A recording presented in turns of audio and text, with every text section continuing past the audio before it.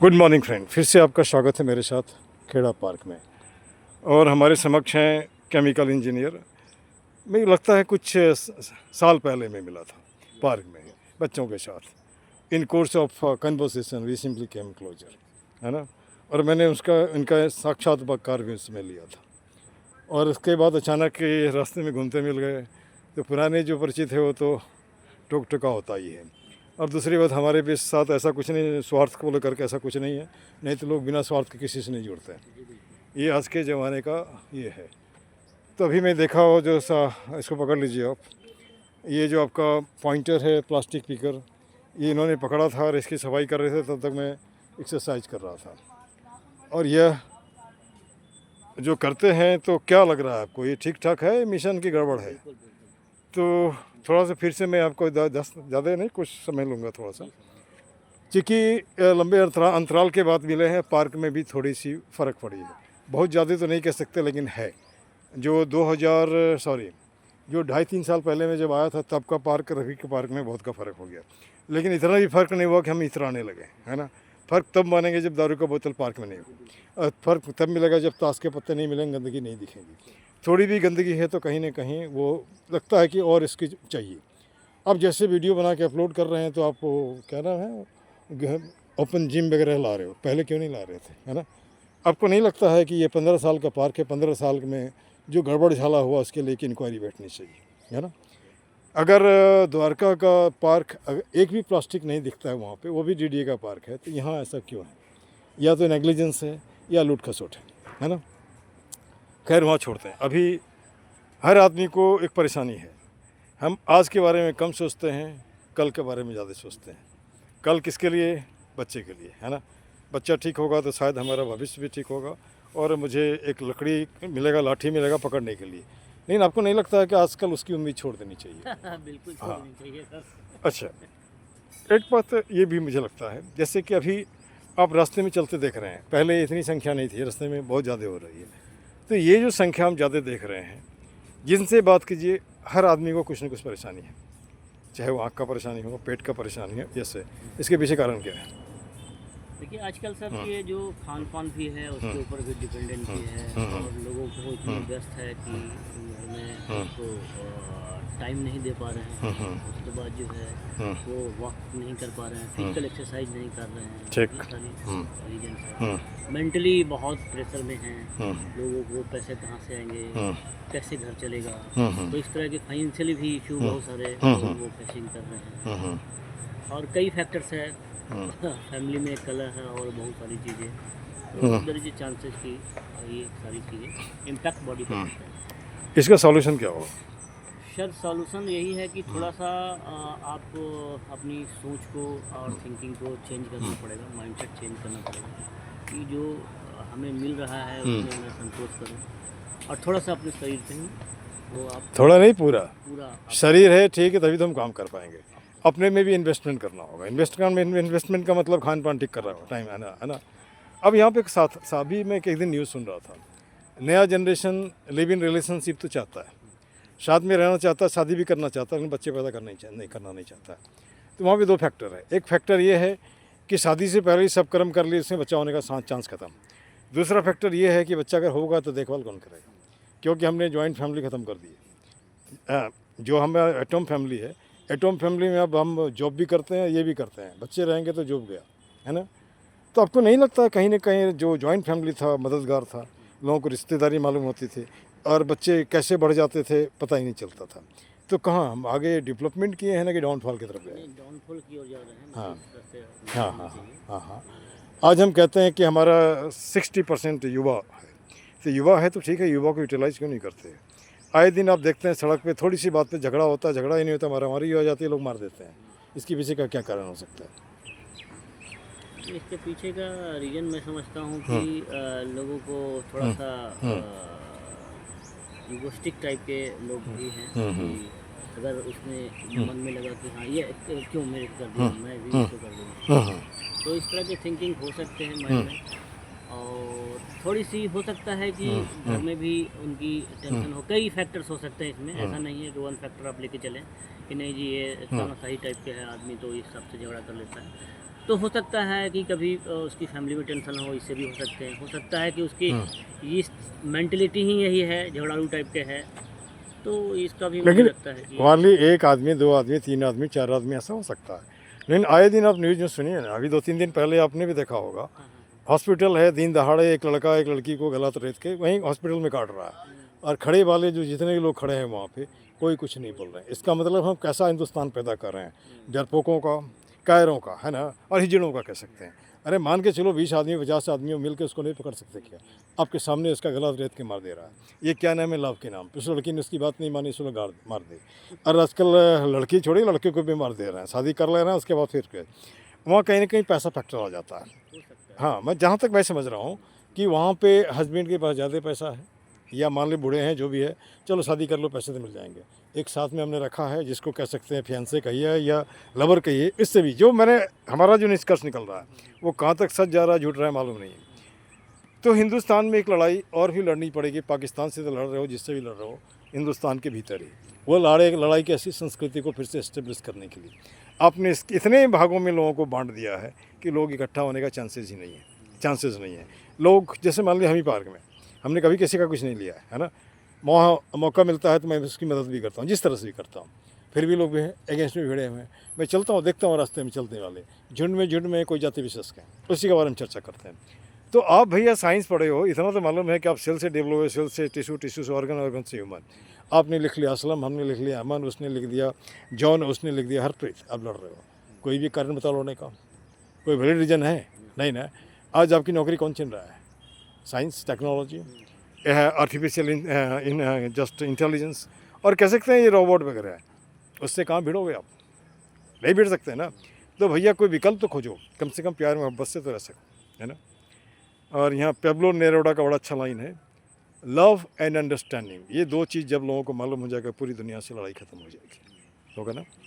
और आपको नहीं लग रहा है कि हम जो लड़ रहे हैं राम राम और राधे श्याम, अल्लाह ईश्वर, लाइक दैट, वाहे गुरु, अगर आप जय इंसान बोलना शुरू करो ना, सब झगड़े ख़त्म। नहीं लग रहा है झगड़ा? अच्छा, लड़ाई जो हो रही है, तो लड़ाई में तो आम आदमी मारा जाता है, सैनिक मारा जाता है। कहीं सुनते हैं कोई नेता मरा? उसको हथियार बनाया, उसको एक्सपेरिमेंट करना है तो चल भैया जनता के ऊपर फेंकवाओ, लड़वाओ, है ना। हम तो बैठ के तमाशा देख रहे हैं, है ना। अच्छा, एक बात मुझे बताइए, क्या वीडियो क्रांति इसको सुधार ला सकता है? इसमें वीडियो क्रांति करने का मतलब जहाँ है आप जिस सीरीज में कहीं भी गलत दिखता है उसको तो कम से कम वीडियो तो बनाते हो, उसको अपलोड करो ना, इतना तो कर सकते हो। अब जैसे सामने ही देखिए, यहाँ पर ये जो आप निकलते थे कितनी गंदगी दिखती थी, अभी तो नहीं है। एक दिन मैं देखा कुछ लोगों लिखा है कि जो जिसको मानते हो, अल्लाह को मानते हो, राम को मानते हो, श्याम को मानते हो, भाई गुरु को मानते हो, आपको कसम है कि गंदगी नहीं फेंको। फिर भी देखते हैं कुछ लोग, लेकिन वो उस तरह की गंदगी नहीं है। इसका मतलब ये कैमरा काम करता है। इसके बाद एक लड़की आपने देखा होगा 2 दिन पहले न्यूज़ में, अपने गांव के बारे में बता रही है, कितने दिन से जनरेटर पड़ा है लेकिन फिर भी अंधेरे में लोग रहते हैं।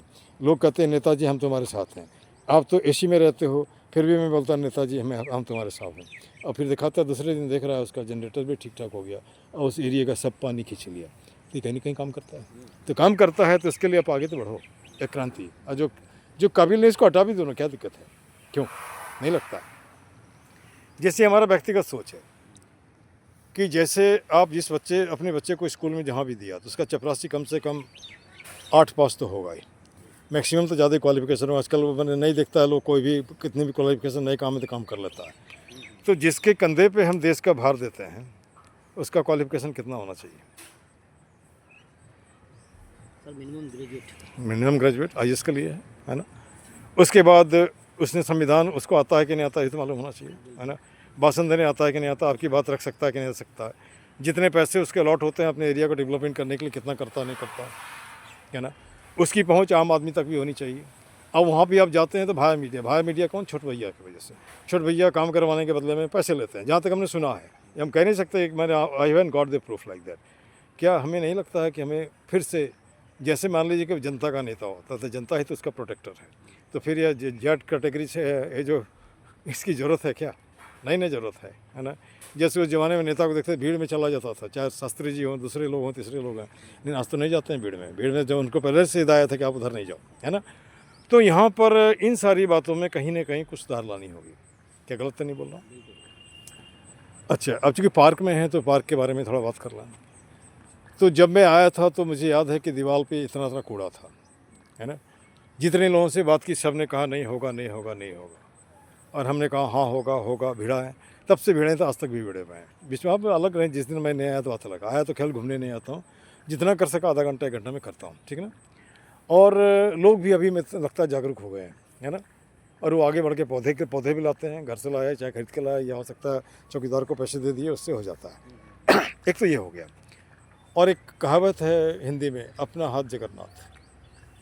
हम उम्मीद करेंगे ये केमिकल इंजीनियर साहब आएंगे तो हमारा काम करेंगे, आप उम्मीद करोगे झा आएगा तो हमारा काम करेगा।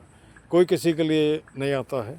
आपको शुरू करना है, आप खुद शुरू करो जितना सकते हो, तभी होगा। हो सकता है उसके बाद धीरे धीरे लोग जुड़ेंगे, लोग जुड़ भी रहे हैं। जैसे मान ली कभी कभी कुदाल हमसे लेकर के लोग गड्ढा भी खोद देते हैं, है ना।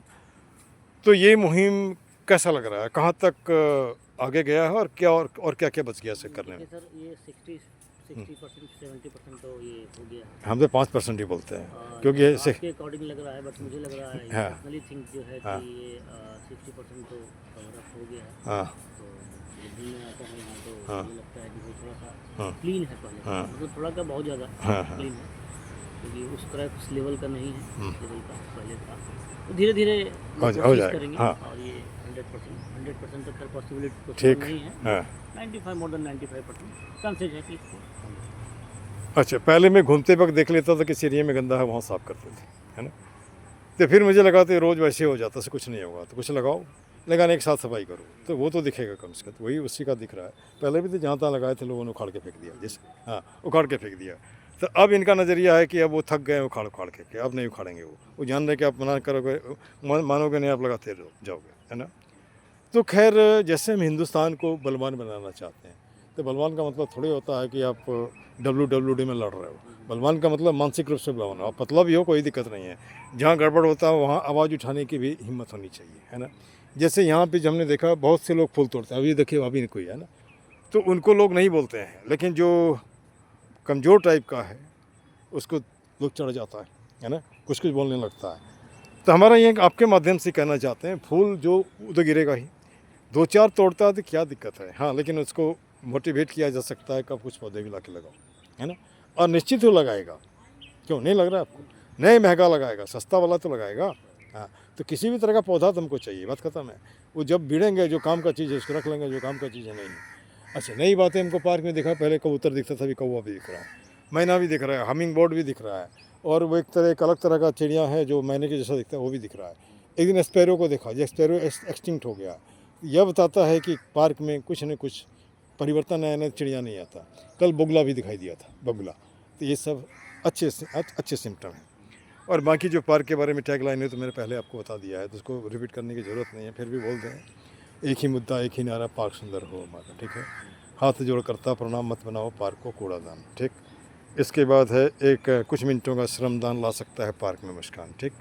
सब वैष्णव का एक ही जोड़, खुद को रखना जाहिलान पड़, ठीक। कर जोड़ करता नमस्कार, मतलब पार्क में अंधकार। लोगों से बातें करोगे तो हल्का हो जाओगे। जैसे मान लो हम लोग कोई आलतू फालतू बातें नहीं करें, काम करें, लेकिन कुछ देर के लिए तो भूल गए अपने बच्चे को, परिवार को, इसको किसको याद करने से। आप पेड़ को ही पकड़ लो, पेड़ से ही बात करो, है ना। तो वही सीधा सा सब रहीमन निज मन की व्यथा बता दियो सबको, मस्तिष्क दबाव ना रहे, हार्ट फेल ना हो, है ना। दूसरी बात, आप केमिकल इंजीनियर हैं तो केमिकल रिएक्शंस के बारे में आम लोगों से ज़्यादा जानते हैं। तो ये पूरा शरीर डिपेंड करता है केमिकल रिएक्शंस में, है ना। और वो केमिकल्स ये पूरे सब जगह है। और अभी एक नया थ्योरी है, गट थ्योरी। लोग माइंड को बोलते थे माइंड बीमार तो सब, लेकिन गट में मतलब होता है आपका इंटेस्टाइन अगर ठीक ठाक है तो माइंड भी अपने आप ठीक ठाक हो जाता है। इसलिए लोग वो उस तरफ भी ध्यान देते हैं कि चलो बीमारी समझ में नहीं आए तो गट को ठीक कर दो, गट ठीक करोगे सब अपने आप ठीक हो जाएगा। लेकिन लोगों में पेशेंस नहीं है, उतनी जानकारी नहीं है। जानकारी नहीं तो वो फालतू बोलता है इसलिए कि वो कमाना चाहता है, ठीक ना। तो सोच तो आप बदल सकते हो, लेकिन बदलने में देर लगेगा। जब तक आपके साथ टैग नहीं लगेगा तब तक लोग इसी तरह कहेंगे। जैसे कि मान लीजिए यहीं से आदमी को देखें ना, आपने अपना अनुभव बताया, वेदांता क्या कट गया क्या? नहीं, जल गया था। अच्छा होगा। चलो, मैं यहाँ पे कुछ बातें बोलता हूँ ख़त्म करने के टाइम में। जय हिंद, जय भारत, पाक जिंदाबाद, ठीक ना। गंदगी मुर्दाबाद, गंदगी फैलाने वाला भी मुर्दाबाद। गलत तो नहीं है ना, चाहे वो माथे से फैलाओ या फिर कूड़ा ला के फैलाओ। This much, thank you very much.